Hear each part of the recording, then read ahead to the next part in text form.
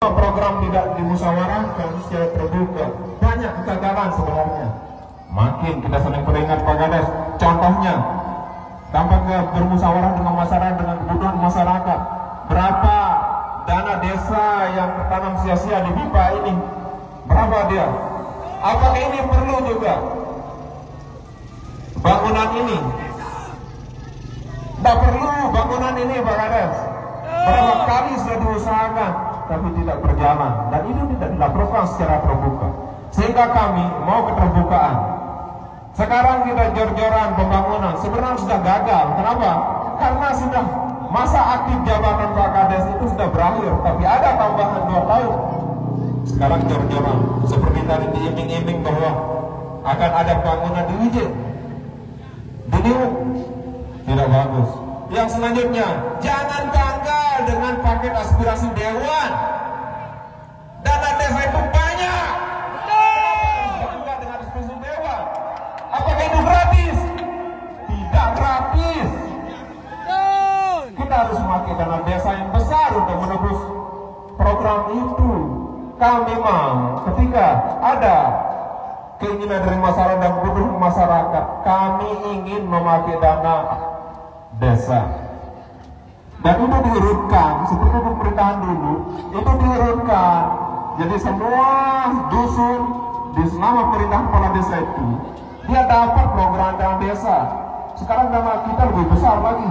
Kenapa tidak ada pembangunan yang kita banggakan di dana desa? Ya, jadi mohon ya, ini saling memperingati kita agar benar-benar ini sudah terbuka, tidak ada unsur apapun. Tapi tentu kami di sini berdiri untuk memperjuangkan masyarakat desa Stuta. Kami mohon, jangan meminta-minta, jangan terlalu bangga minta dengan aspirasi dewan. Itu dibeli, itu dibeli mahal untuk dana desa. Coba dana desa itu dipakai. Ketika dana desa itu tidak bisa di-cover untuk pembangunan desa, baru kita bisa mengharapkan aspirasi dari dewan itu. Ini kita minta keterbukaan dari pemerintah desa agar benar-benar bermusyawarah, fungsikan BPD secara baik, ya, karena itulah yang bisa mengawasi sudah Pak Kades. Jadi kalau kita tidak fungsikan secara baik, maka apa yang terjadi, banyak kegagalan, ya. Kita ingin mengatur semuanya.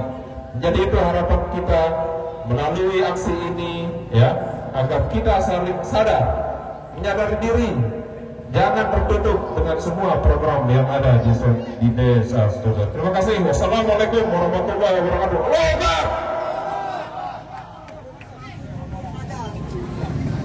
Sedikit saya tambahkan, perlu kami ingatkan di sini tidak ada unsur pribadi di sini yang akan kita bawa. Setuju? Kami cinta kepala desa Stuta itu sebagai manusia. Setuju?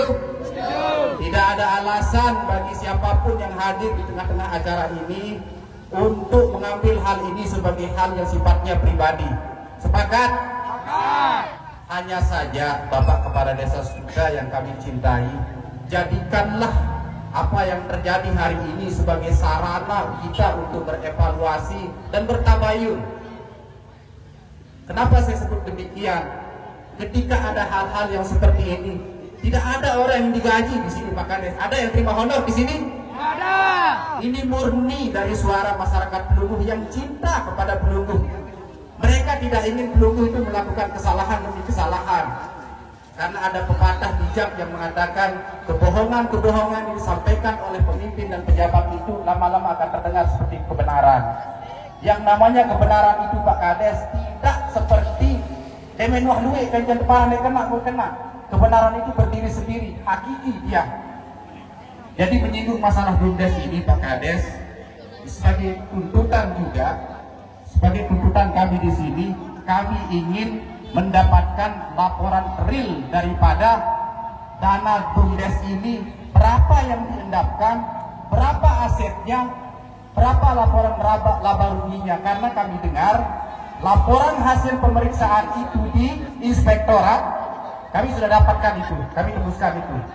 Laporan hasil pemeriksaan di inspektorat itu menunjukkan kegagalan BUMDes ini sendiri dan tidak diberikan izin untuk operasional. Lalu yang terjadi beberapa tahun terakhir ini, pertama, kami tidak tahu pengurus BUMDes itu siapa dan kemana dia. Tetapi kegiatannya ada, sehingga kami menganggap hal ini sebagai hal yang dianggap sebagai kebutuhan sepihak. Karena penggelontoran dana BUMDes itu yang paling mudah dan paling gampang. Hanya serah terima, kwitansi, lalu pembelanjaannya itu kepada anggota dan pengurus. Posisi jabatan kepala desa di BUMDes ini sebagai pengawas dan pembina, bukan sebagai pengelola. Kami tahu persis bagaimana BUMDes itu berjalan. Kami yang bangun, kami yang bahas, kami yang gagas dulu.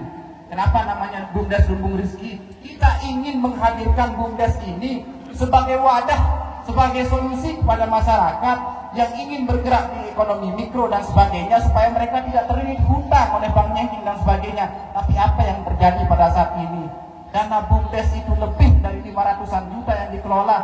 Kami tidak tahu asetnya kemana, BUMDesnya, pengurusnya kemana. Yang kami tahu juga, yang kami dengar informasinya Pak Kades, bendahara BUMDes itu juga kok ada informasi dia tidak tahu. Laporan pertanggungjawaban BUMDes itu juga ada seperti copy paste. Ketika ada, kami mendapatkan laporan pertanggungjawaban. Jadi di sini kita akan sepakat berapa waktu yang akan kita berikan untuk PMDes untuk menyajikan laporan pertanggungjawaban BUMDes ini. Berapa asetnya, berapa dananya, dan bagaimana pengelolaannya. Berapa hari, kawan-kawan? Berapa hari? Hari ini. Hari ini. Dan mohon untuk disajikan laporan pertanggungjawaban BUMDes. Apabila dibutuhkan, tolong hadirkan juga di tengah-tengah acara ini pengurus BUMDes itu, supaya kami juga tahu. Karena hal ini, Bapak Kepala Desa, pelungguh nanti yang akan terjebak oleh apa yang dilakukan oleh pengurus-pengurus BUMDes ini, sehingga Anda sendiri akan mempertanggungjawabkannya baik secara hukum maupun di pengadilan Qadir Jalil nanti di Yobil akhir. Setuju? I love you Pak Kades.